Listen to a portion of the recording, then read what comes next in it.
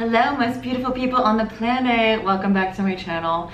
It is so hot in Paris right now that I literally have a cold towel wrapped around my neck. I'm trying to pass it off as chic. But I hope you guys are all doing well. After my last video about reinventing yourself, I wanted to sit down and make a sort of different video today about the mental health of it all. And I think I talk a lot on this channel about choosing to take the road less traveled by and my road to becoming a full-time artist and creative. But I think that something that we don't talk about enough are the struggles in the daily life and the behind the scenes. It is still seen as quite taboo to talk about. So we're gonna get into it today. My experience, things that have helped me in my journey with therapy as well. And the sponsor of this video is BetterHelp. So I'm going to be giving an honest review of them as well as I share my story. So perhaps it could be helpful to you guys as well. So where to begin? My biggest dream in my whole life has always been to be free. Like, I wanted to be a full-time creative. I say creative and not just artist because yes, I paint, I sell my prints, my books, but I'm wearing a lot of different hats. And I think that's also like the struggle as well, is when you are doing multiple different things, it can feel like you're being pulled in a lot of different directions. I'm a very sensitive person, and I think that's my superpower in a sense, is that I do feel things very deeply and I am able to create worlds and dive deep into my imagination. But having said that, I've always found regulating my emotions very difficult around other people. Like when I'm alone, I'm totally fine, but because I'm sensitive, I soak up the energy of the people around me. My sort of remedy for that was to just isolate myself, because when I'm alone, I feel really good. Like I can just stay in my studio and paint, and like I feel like when I'm by myself, I'm super whimsical and I make life fun for myself. And that's honestly like one of the reasons I started YouTube, is because I felt better about myself, but I also felt lonely. So I would turn on the camera and film myself and just like talk to the camera. But I had a really hard time regulating my emotions in relationships. I think I had like relationship OCD or something, where like I would just get bothered, or it just felt overwhelming as a creative person to split my energy between like my projects and the relationships in my life or the people in my life. And so I pretty much learned like it's safer to keep people at a distance. I think the difficult thing as well is when you are pursuing something creative, it is exciting in a sense to feel like a little unstable sometimes. I asked you guys recently on my Instagram, is it better to be unstable but interesting, or interesting and unstable? And I think for a while I kind of thought like you could not be both. But it was kind of sad in a way, because my solution to regulating my emotions was to either isolate myself and just focus on my artwork and become a lone wolf, or I would journal a lot, but then I would oftentimes just feel kind of like I had like no feedback loop. Or I would call my mom or my partner or whoever is closest to me and just sort of dump all of my stuff onto them, which is a lot of pressure for one person.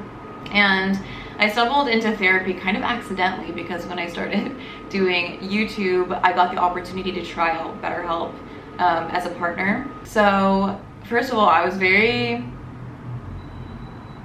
apprehensive, I guess is the right word, to try them out, because I don't know, like I always felt like super vulnerable in therapy. Like I have tried out therapy in real life before, but being in therapy and having somebody there just felt like super raw to me. I also figured out, because you can either do it on the phone or through video, that I don't really like the video calls because I feel like it's too much. And so if you're somebody like me and you have a little bit of an avoidance type of personality, it's perfect because you can talk on the phone. And interesting enough, it took me like 3 times to find a therapist that actually gelled with me. The first one, I I didn't really like the advice she was giving me. And I think that's the thing as well, is people think that if they have like one experience that doesn't really mesh with the therapy, that it means like the whole service is bad. It's just like anything in life, you know, you have to sort of, it's like dating, you know, you have to try out until you find your right person. And yeah, I just didn't personally like really gel with her way of viewing the world. So I rematched and was like more specific about the things that I was asking for, and I matched with this guy who lived in New York, was a bit liberal, and he has like really interesting ideas and wise ways of looking at the world. And I almost feel like when I talk to him, I'm like talking to like an older, wiser friend. And I honestly think like that's what therapy should feel like, because it shouldn't feel like you're like sitting down with a doctor. Like, I honestly feel like it should be like you're talking to a friend almost. Like, that's my experience with it. I knew that it was like something that was actually really working for me, because I would look forward to our sessions and I would also leave feeling inspired. Like, I would write down things that he would say. I remember bringing like a specific relationship problem to my therapist, and I was talking about this relationship issue and the dynamic between me and this person, and he said to me, so where do those feelings go after? When something like this happens, like, where does that go? And I realized that like I was the one carrying it. I felt like I was becoming more confident and a better artist in a sense, because when I did have feelings of being dysregulated, I didn't see it as like I was a victim of that, but rather I understood better through our conversations why I was triggered or why I was feeling the way that I felt, and I felt more empowered in that sense, you know? I didn't feel like, I stopped feeling like my creativity was like something that I had to catch, or it was like, oh, I woke up one day and I'm feeling creative. It was more like, these are patterns, and once you understand the pattern, you become more confident in yourself and also in your work, I feel like. But yeah, I think like this is something that a lot of us creatives struggle with, is regulating our emotions. But it's okay to have ups and downs, but what's important is that we are kind to ourselves and we give ourselves the tools that we can to help ourselves, you know, because there's so much loneliness, I think, when you take the road less traveled by, and it is also quite lonely sometimes living in a foreign country, but you don't have to do it alone. So if you're like me and you would like to talk to somebody and have that extra tool in your toolbox, I think that BetterHelp could really help you as well, especially if maybe you're like me and you want more options of ways to communicate with somebody. For example, I really prefer talking on the phone to video. I'm also traveling a lot. I have very crazy hours.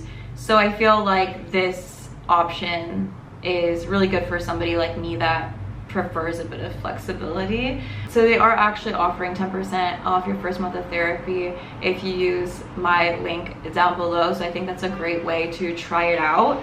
So yeah, anyway, I'm excited to keep sharing my journey as a creative, things that have helped me. And I think the most important thing for me is to stay honest with you guys and to stay honest with myself.